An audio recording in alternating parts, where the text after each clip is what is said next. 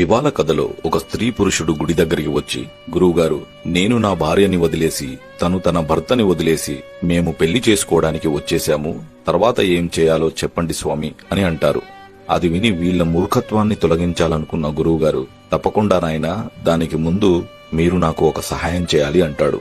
నువ్వు ఇక్కడున్న చెప్పుల్ని ధరించి ఆ పువ్వుల వనంలోకి వెళ్లి వాటిల్లో అందమైన పువ్వును కోసుకుని వెనక్కి తిరిగి చూడకుండా 2 నిమిషాల్లో తిరిగి రావాలి అని అంటాడు.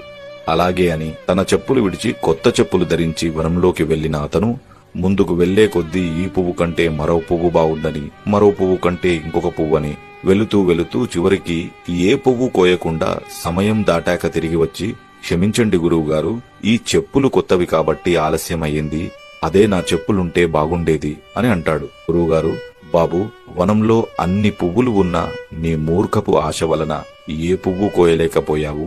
అలాగే భార్య లాంటి పువ్వు ఇంట్లో ఉండగా ఇంకొక పువ్వు, మరొక పువ్వు అని వేరొక స్త్రీల వెంట తిరిగేవాడికి చివరికి ఒంటరితనమే మిగులుతుంది.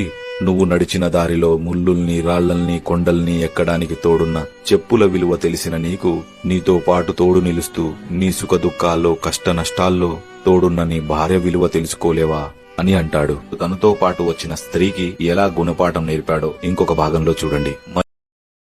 Download ShareChat.